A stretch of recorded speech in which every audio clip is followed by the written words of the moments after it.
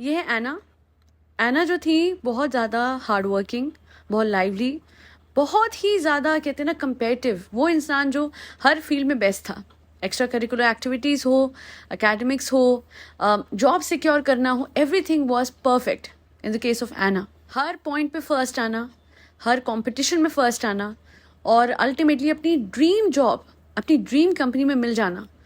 एना के साथ सब कुछ अच्छा हो रहा था और अपने सपनों को पूरा करते करते एना भूल गई कि वो भी एक इंसान है और उन्हें भी अपनी मेंटल और फिजिकल हेल्थ का ध्यान रखना चाहिए।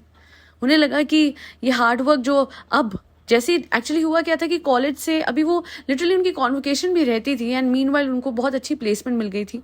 4 महीने से वो वहाँ पे काम कर रही थी। I am talking about a renowned company EY, Ernst and young. अच्छी खासी जॉब मिलने के बाद एज अ CA वो वहाँ पे काम कर रही थी एंड कोई सपने में भी नहीं सोच सकता था कि इतना वर्क प्रेशर, इतना वर्कलोड एना पे डाला जाएगा कि 4 महीने में ही, जी हाँ सिर्फ 4 महीने में वो इस दुनिया से चली जाएंगी जस्ट बिकॉज उन पे इतना वर्क स्ट्रेस था और उनका एक विशियस मैनेजर।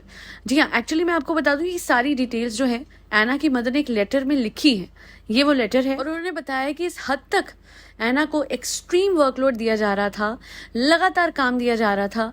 और जब एना कभी कहती भी थी कि सर बहुत टाइम कम है, तो उनको कहा जाता था कोई बात नहीं, आप रात को काम करो। That means she was also sleep deprived.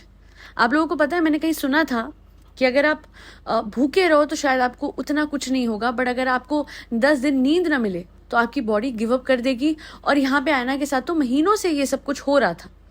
कभी एना को ये होता था कि सबमिशन टाइम से हो गया, चलिए जी फाइनली जो भी असाइन टास्क हैं वो मैंने कंप्लीट कर दी है, तो वहीं उनका मैनेजर कहता था कि देखो अभी तो मुझे क्रिकेट मैच खेलना है, इवनिंग में रखते हैं ये सब कुछ। ये सब कुछ जो हो रहा था इतना बुरा था एना के साथ कि लेटर में और भी ये लिखा हुआ है कि जब वो घर जाती थी, मतलब PG में रहती थी वो, तो जब PG जाती थी तो कई बार तो बिना कपड़े चेंज करे एकदम वो बेड पे ऐसे पड़ जाती थी कि जैसे कितने दिनों से वो सोई नहीं है। इतना लगातार उनको काम करना था इस कंपनी में जिसका नाम बहुत प्रसिद्ध है, पर जिसका वर्क कल्चर इतना टॉक्सिक है, इतना खतरनाक है। एक 26 ईयर ओल्ड गर्ल ने अपनी लाइफ दे दी और वैसे उन लोगों को फर्क भी नहीं पड़ा, आपको पता है। हाँ, मदर के लेटर के बाद, ये सब कुछ पब्लिक होने के बाद कंपनी की स्टेटमेंट आती है, पर उससे पहले आपको पता है इस लेटर में ये भी लिखा हुआ है कि no one was bothered to even attend Anna's funeral. और वो मैनेजर जो अपना काम, एक्स्ट्रा काम यानी प्रोफेशनल वर्क के अलावा और भी एडिशनल टास्क्स, अपनी टास्क भी इसको असाइन करता था एना को, because she was a new employ. और न्यू एम्प्लॉय को अक्सर इसी तरीके से जो सुपीरियर्स होते हैं वो सप्रेस करते हैं, बहुत ज़्यादा ओवरबर्डन करते हैं, क्योंकि उनको लगता है कि भैया अभी तो ये हमारे खिलाफ कुछ बोलेगा नहीं, क्योंकि अल्टीमेटली आगे जाके उसको भी प्रमोशन चाहिए होती है एम्प्लॉय को, तो वो भी लगातार काम करता है, अपनी कैपेसिटी से ज़्यादा काम करता है। और इसी वजह से एना ने कभी कुछ नहीं बोला। She just said to her parents कि मैं कर लूंगी, I do this and you know ये मेरे ड्रीम जॉब है और इसको मैं छोड़ूंगी नहीं। और तो और कॉन्वोकेशन का टाइम जब पास आया और माँ बाप आए एना के, तो उनकी मदर ने लेटर में ये भी मेंशन करा है कि उन्होंने बोला एना से कि बेटा फाइनली कुछ टाइम मिला है तो चलो थोड़ा सा पुणे हम लोग देख लेते हैं और साथ में कॉन्वोकेशन अटेंड कर लेते हैं एंड ऑल। तो एना पे उतना टाइम भी नहीं था। एना ने कहा कि मुझे बहुत ज़्यादा वर्कलोड है, आप लोग होटल में रहिए, मैं आती हूँ, मुझे इतना इतना काम करना है। एंड सिर्फ अपनी कॉन्वोकेशन अटेंड करिए। एंड फिर एक बात बोली उसके पेरेंट्स से कि बेटा जो भी है, कुछ टाइम से, 1 हफ्ते से वो कंप्लेन कर रही थी चेस्ट पेन का। अब आपको पता है अलार्मिंग होता है चेस्ट पेन। वो लड़की बीमार होने के बावजूद भी और काम कर रही थी और काम कर रही थी। तो उसके पेरेंट्स ने बोला कि बेटा लापरवाही नहीं हेल्थ को लेके, आप चलो, आपको हम एटलीस्ट बेसिक चेकअप आपका करा लेते हैं। तो देखिए माँ बाप है, उनको तो दिल में पता होता है कि बच्चा किस चीज़ के थ्रू गुजर रहा है। अगर बच्चे पे 2 दिन भी नहीं है कि वो अपने माँ बाप के साथ स्पेंड कर सके during the time of a convocation, तो इसका मतलब उसको हद से ज़्यादा प्रेशराइज किया जा रहा है, बहुत ज़्यादा ओवरबर्डन किया जा रहा है। और उसकी मदर ने बोला कि why do you take additional task, जो आपकी जॉब प्रोफाइल में आता है अब उतना ही लो। पर एना ने बोला नहीं नहीं मम्मा, देखिए बात वही आ जाती है, नहीं नहीं नई नई जॉब है, ठीक है कोई बात नहीं, I will do it. Letter के मुताबिक जब एना को लेके जाया गया, वहाँ पे ये पता लगा कि कुछ भी मेजर नहीं था। मैं आपको बता दूं कि इतना मुश्किल क्यों हो जाती है डायग्नोसिस, क्योंकि गर्ड करके एक चीज़ है जो कि अगर हो तो फिर आपको समझ नहीं आता है कि आपको हार्ट में कुछ हो रहा है या आपको एसिडिटी की वजह से हो रहा है। तो डॉक्टर का भी क्या फॉल्ट था, उन्होंने अपनी तरफ से एंटी एसिड दे दिया और ठीक है, अब ईसीजी भी क्लियर आई थी तो कर क्या सकते थे। वापस चली गई आना, और काम था। जुलाई 7 को पेरेंट्स साथ थे और 20 तारीख तक ऐना की जान चली गई।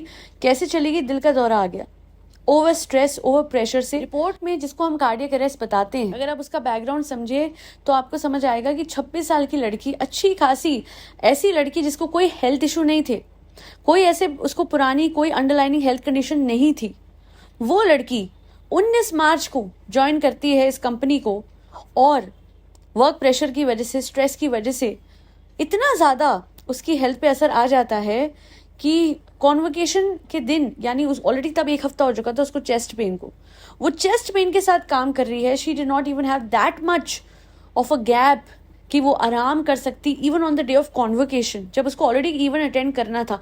इतना क्या हो जाता है इन कंपनीज को। और उसके बाद वो 7 तारीख से 20 तारीख तक उसकी जान निकल गई। मार्च, अप्रैल, मई, जून, जुलाई, 5वें महीने में जुलाई 20 को उसकी जान चली जाती है। कंपनी में से कोई नहीं आता और अब स्टेटमेंट जारी कर दी जाती है कि वी रिग्रेट, ये वो फलाना ढिमकाना। मुझे उस कंपनी की स्टेटमेंट पढ़ के बताने में कोई इंटरेस्ट नहीं है, क्योंकि ये तो रिवाज है हर कंपनी का कि जब कुछ हो जाता है उनके एम्प्लॉय के साथ तो एक ऑफिशियल स्टेटमेंट तो बनती है ना, कवरअप भी तो करना है ना। बट यहाँ तो ये कंपनी ऐसी है कि जब ऐना की बात उठी तो और लोग सामने आए। एक लड़का, उसने बताया कि उसकी वाइफ काम करती थी और 18 घंटे दिन में काम करवाया जाता था। इस हद तक टॉक्सिक हो चुका था वर्क कल्चर कि उसको मजबूरन अपनी वाइफ को फोर्स करके वो जॉब छुड़वानी पड़ी, वरना शायद उनकी वाइफ के साथ भी वही सब कुछ होता। पता है, मैंने बड़े सारे आर्टिकल्स, बड़े सारी CSR पॉलिसीज, CSR पॉलिसी में भी ह्यूमन रिसोर्स के welfare, mental wellbeing, work life balance को डिस्कस किया जाता है। ये कंपनी तो कहती है कि हमारे पास एक एम्प्लॉय हेल्प डेस्क है जहाँ पे हम अपने एम्प्लॉयज़ को मौका देते हैं कि आप अपने इशू को बताओ और उसके बाद हम एक्शन लेंगे। अच्छा, क्या ये तो बताओ कि एक्शन किसके खिलाफ लोगे? कंपनी के खिलाफ, मैनेजर के खिलाफ, सुपीरियर के खिलाफ, या फिर उल्टा उसी एम्प्लॉय के खिलाफ? यही नहीं, ऐना की मदर ने यह भी बताया है कि ऐना का मैनेजर कहता था कि मेरे अंडर तो कोई एम्प्लॉय ऐसा नहीं है जो 3 महीने इस कंपनी में पूरे कर जाए। अगर ऐसी बकवास करता था ये मैनेजर, तो इससे बेकार आदमी तो कोई हो ही नहीं सकता। इसको मैनेजर बनाया किसने? इसे एम्प्लॉयज को काम असाइन के लिए रखा गया था या फिर उनको प्रताड़ित करने के लिए? अगर इतना ही इफेक्टिव एम्प्लॉय हेल्प डेस्क होता, आज ऐना की जान गई ना होती। क्योंकि ऐना की मदर ने डायरेक्टली मैनेजर को कांटेक्ट किया था, कोशिश करी थी कि वो कन्विंस हो जाए इस बात से कि ऐना की तबीयत सच में बहुत ज्यादा खराब है। She was constantly complaining of chest constriction, which reflects कि ये कंपनी कितनी इग्नोरेंट है एम्प्लॉयज की हेल्थ को लेके। मैं तो यही कहूंगी कि अगर आप किसी भी इस तरीके के प्रेशर से गो थ्रू हो रहे हैं, कोशिश कीजिए अपने एंड पे रीच आउट करने के लिए टू द हायर मैनेजमेंट, और नहीं तो leave such a job. But कहना आसान है, करना आसान नहीं है। अगर आपको अपना घर चलाना है, अगर this is the only source of income, अगर आप डिपेंडेंट हो इस पे, तो आप कैसे छोड़ सकते हो? पर आपको अपने हेल्थ का ध्यान रखना ही पड़ेगा, स्ट्रेस लेवल्स का ध्यान रखना ही पड़ेगा। यही नहीं, मैं आपको बता दूं कि जिस लड़के ने बताया कि उसे अपनी वाइफ की जॉब छुड़ाई क्योंकि बहुत ज्यादा देर काम करना पड़ता था उसको, वीकेंड्स पे भी बिल्कुल रेस्ट नहीं था, उस लड़के ने ये भी कहा है कि ये वर्क कल्चर बाहर प्रिवेल नहीं कर सकता। ये सिर्फ इंडियंस के साथ ही ये कंपनी ऐसा बिहेव करती है, क्योंकि इंडियंस को गधों की तरह ट्रीट करके उनसे एक्स्ट्रा काम निकलवाया जाता है। क्योंकि यहाँ पे कोई लॉ एंड ऑर्डर है क्या? नहीं, है जरूर है, पर इम्प्लीमेंटेशन ना के बराबर। इसी वजह से जवान लोगों की जान चली जाती है। ये तो वो लड़की थी जिसकी बात संज्ञान में आ गई, बट वो लोग जो अपनी जान गंवा चुके हैं और उनकी बात सामने भी नहीं आई है, पता नहीं कितने ऐसे होंगे और कितनी और कंपनीज में ऐसे एम्प्लॉयज होंगे जिन्होंने अपनी जान गंवाई होगी बिकॉज ऑफ एक्सट्रीम वर्कलोड। या फिर अगर उनकी जान नहीं गई होगी तो हो सकता है कि वो डिप्रेशन और एंग्जाइटी का शिकार बन गए हो। तो प्लीज़ अपना ध्यान रखिए, अपनी मेंटल हेल्थ का ध्यान रखिए, and I hope and wish कि कुछ एक्शन लिया जाए, कॉन्क्रीट लीगल एक्शन, ताकि कंपनीज इस तरीके से अपनी पावर का मिसयूज ना करे और एम्प्लॉयज़ को गधों की तरह काम ना कराए कि जब तक वो मर ना जाए तब तक उनसे काम लिया जाए और कुछ ही महीनों में उनकी मौत भी हो जाए इस एक्सट्रीम वर्कलोड से। ये इतना टॉक्सिक वर्क कल्चर हर जगह चलता है आज के टाइम पे। I still remember I used to work for this employer और मैंने उनसे बोला कि I am having heart palpitations, please इतना प्रेशराइज मत कीजिए, मैं मेल कर दूंगी। तो उन्होंने बोला अच्छा कुछ हो रहा है हार्ट में? अच्छा। मेल भेज दिया and I was shocked at his reaction. Later on I got a better job and resign. But I guess आजकल हर एम्प्लॉयर ऐसा है कि उसको कोई फर्क नहीं पड़ा, किसी और को गधा बना लिया होगा उसने, तो कोई फर्क किसी को पड़ता नहीं है. आपको अपनी हेल्थ का खुद ध्यान रखना है. ये कंपनीज नहीं सुधरेंगी. ये एक स्टेटमेंट देके आगे बढ़ गई हैं. इनको इतनी शर्म नहीं आई, उस मैनेजर को इतनी शर्म नहीं आई, उसका इतना जमीर नहीं था कि वो कम से कम एना के फ्यूनरल को अटेंड कर लेता. बिकॉज हाँ, इसे कत्ल नहीं माना जाएगा, है ना, पर जान तो ली है. इन लोगों ने अलेजेडली एना की जान तो ली है. पर अफसोस पेपर्स पे तो यही आएगा कि हार्ट अटैक था, है ना. हो सकता है बात घुमा दे कुछ लोग कि वैक्सीन और ये और वो, पर सच तो ये है कि एक लड़की जिसे एंजाइटी अटैक्स, जो बिल्कुल सही थी, ये जॉब मिलने से पहले उसे इस हद तक एंजाइटी अटैक्स आने लग गए थे कि उसकी मदर को जेन्युइनली चिंता होने लगी थी कि ये हो क्या रहा है. ऐसे तो वो डॉक्टर के पास नहीं ले गए थे ना. और एज अ रिजल्ट वो कांस्टेंट प्रेशर और एंजाइटी अटैक से उसकी जान चली गई. फर्क किसी को नहीं पड़ा. सिर्फ उसके माँ बाप हैं जिनकी औलाद, जिनकी बच्ची अब उनके पास कभी भी लौटेगी नहीं.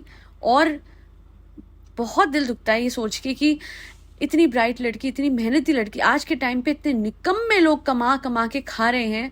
और ये छोटी छोटी बातों पे ये व्लॉगर्स रोते हैं कि आपकी हिम्मत कैसे हुई, आपने हमें क्रिटिसाइज कैसे करा, ये करा वो करा. बट सच तो ये है कि इन लोगों ने, इन कंटेंट क्रिएटर्स ने, वो रियल लाइफ स्ट्रगल जो कि पैसा कमाने में लोग अपनी जान लगा देते हैं, वो देखी नहीं है. और एना जैसे लोग जो कि पढ़ाई लिखाई करके मेहनत से आगे बढ़ने की कोशिश कर रहे हैं, उनको ये टॉक्सिक वर्क कल्चर खा जाता है. लेजी, बिगड़े हुए, बदतमीज लोग व्लॉगर्स बन जाते हैं लोगों की इंस्पिरेशन. और एना जैसे लोग जो कि एक्चुअली में लाइफ में मेहनत करके आगे बढ़ना चाहते हैं, उनकी कहानी कुछ ही महीनों में धुंधली हो जाएगी. और अफसोस वो विशियस मैनेजर और उसके जैसे कई और विशियस एम्प्लॉयर्स अपने सबॉर्डिनेट्स की लाइफ को ऐसे ही रुइन करते रहेंगे और उन पे इतना वर्कलोड बढ़ा देंगे कि या तो वो मेंटली इल हो जाएंगे या फिर इस दुनिया से चले जाएंगे. आई होप एंड विश कि भगवान एना के पेरेंट्स को इस टाइम पे बहुत सारी स्ट्रेंथ दें, क्योंकि बहुत मुश्किल वक्त है उनके लिए. और साथ ही साथ सद्बुद्धि दें ऐसी कंपनीज को कि वो बेटर पॉलिसीज कंपनीज में इंट्रोड्यूस करे with respect to employ work and life balance. और वो कागजी ना हो, इनफैक्ट उसको इम्प्लीमेंट भी अच्छे से किया जाए. आज के लिए इतना ही. जय श्री राम, राधे राधे, हरे कृष्णा.